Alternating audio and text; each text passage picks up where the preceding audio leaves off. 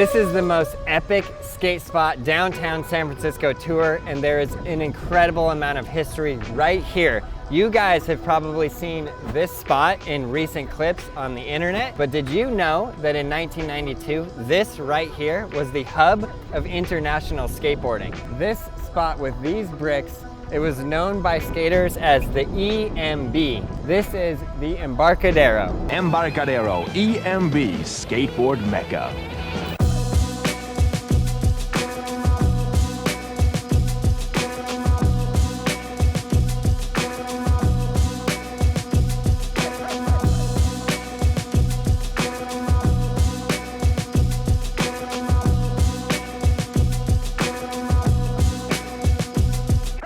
The origins of this spot, it was originally named Justin Hermit Plaza. Embarcadero Plaza was constructed in 1972 at the eastern end of Market Street. Designed in a brutalist style, the plaza featured expansive brick surfaces, ledges, stairs, and this distinctive fountain. While intended as a civic gathering space, its architectural features inadvertently created an ideal environment for street skateboarding. By the late 1980s, local skaters began to frequent the plaza, drawn by its unique terrain.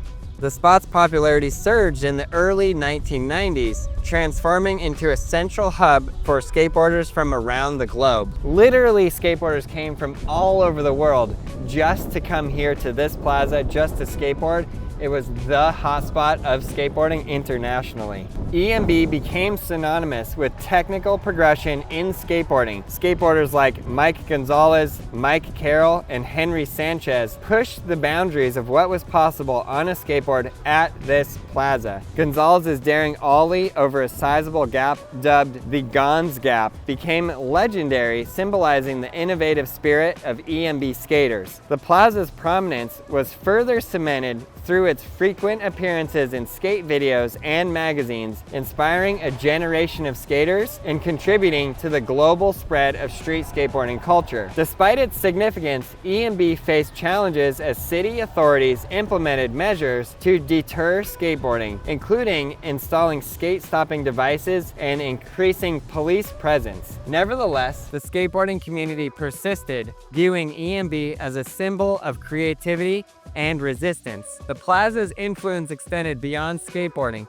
It played a role in redefining urban spaces and youth culture in San Francisco and beyond. In recent years, there have been discussions about redeveloping Embarcadero Plaza, raising concerns among skateboarders and preservationists about the potential loss of this historic site. Advocates argue for the inclusion of skate-friendly features in any redesign to honor EMB's legacy. The plaza remains a testament to the impact of skateboarding on urban culture and the importance of preserving spaces that foster community and creativity. I personally think it's so fascinating that this existed and this was the international hub of skateboarding. Now, the international hub of skateboarding has moved from, well, it was here, and then it sort of shifted to Spain, and all of the skate spots in Spain became the most famous, and then a lot of people started going to China, and the skate spots of China started becoming super famous and really well known. But there's nothing like the history of this spot right here. Now you can see what they have going. They built pickleball courts. We've got the pickleball courts going wild, but how cool would it be if they just literally took the original 1992 designs, redid all the bricks, made the ledges perfect again, and made this into an actual skateboard-friendly place where once again, skateboarders from all over the world would come to this spot to film, to hang out, to get creative. This is the kind of influence we need. This should exist right here at Embarcadero. I have no idea if there's any way to make that happen, but how amazing would that be? And I just want to show you guys how incredible and transformative this location was and how close some of these famous spots were. So now I'm going to take you literally 1 block away, and I'm going to show you the most famous ledge downstairs, dubbing the name Hubba for all Hubbas from that point forward. I'm going to tell you the history. Let's head right over there.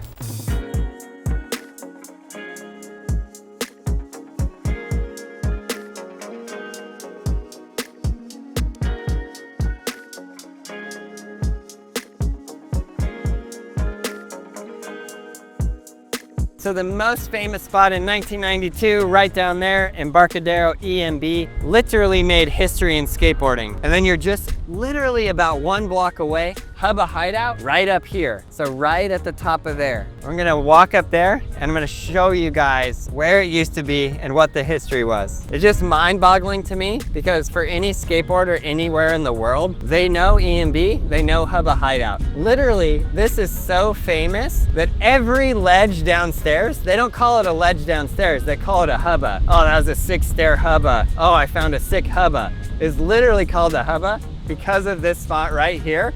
And I'm gonna tell you why they called it a hubba, and it probably is not why you think. It's like we're on a safari. Okay, so right there is a street, and right up there is another little park. So there used to be a bridge connecting that park to this walkway right here. And it was a bridge that went over the street. So when you see the hubba, it used to be literally right here. So the walkway went across the street, then it went down, and the hubba was coming down just right here. And then this is where you were landing. And so eventually they just ripped out the entire thing, the whole structure, the walkway over the street, everything got ripped out. So back in the day, this park right here is where people would come to do drugs.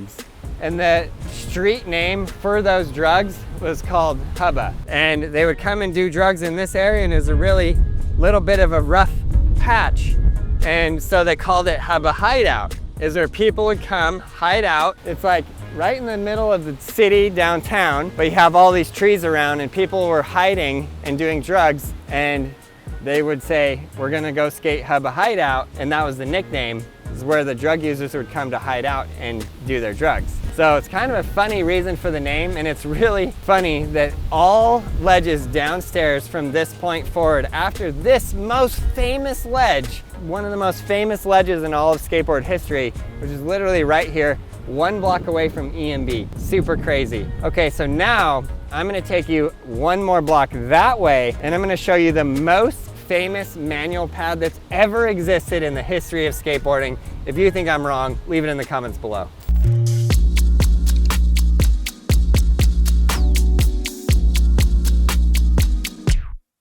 Okay, so from EMB to Hubba Hideout, and just a short walk away right over here, Pier 7 is called Pier 7 because it is pier number 7. So the road that the EMB Embarcadero Plaza is on is called Embarcadero, and it's the big road in San Francisco that goes right along the water. And there's many piers, and all of the piers are numbered. And this is pier number 7.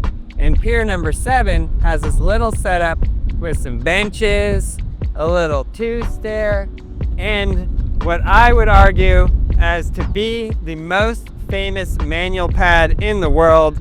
Look at this thing. So they have tried to skate stop this and prevent skaters from skating on it many times, and then skaters come and take the skate stoppers off, and then they keep skating it. And there's just this cycle that goes through. They stop it, it gets unstopped, and then it goes forward like that. So take a look at this ledge, specifically this one right here. If you can find a ledge in your city that has been grinded as many times as this ledge, I got mad props for you. But look at this. There was a point in time where this was like that. It was like a right angle, just like that. And now it is like the most rounded thing possible. And it is rounded like that because of skateboarders grinding on it.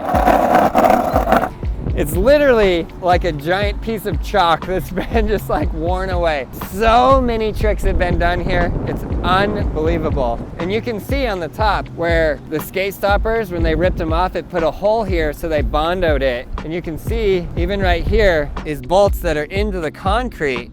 Those are there holding on what used to be a skate stopper.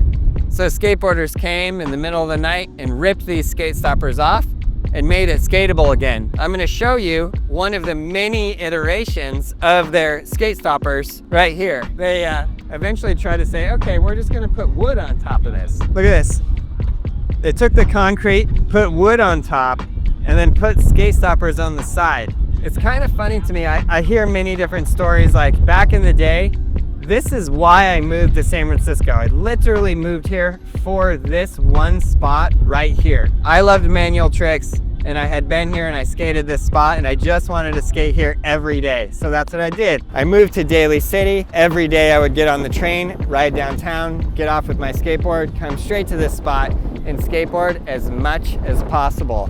In my old video parts, I have a ton of tricks from here. I absolutely love this spot. Pier 7 will always hold a special place in my heart. This is skateboard history, and I think it's super fascinating and super cool how close it is. Embarcadero Plaza, Hubba Hideout, Pier 7, right here. Like, you have all of these really, really famous skate spots within 2 blocks of each other, walking distance, skating distance, and right off the train. So this is why skateboarding has deep roots in San Francisco. Super, super cool. Another point that I want to make to anybody out there who's in like civic planning or anything like that, these spots should be preserved. This could be the most epic skate park ever right now. Just remake it and section it off and make it a place where skateboarders can come. Trust me, it will draw crowds. It will draw people skateboarding. It will draw people from all over the world who come here to skate and film at these legendary skate spots. But make it that way for skateboarders specifically. It is an awesome way to grow the community. Hope you guys enjoyed this video. Please subscribe, like, leave a comment below. And you, yes you, never stop pushing, keep skating. We got everything you need at brailleskateboarding.com.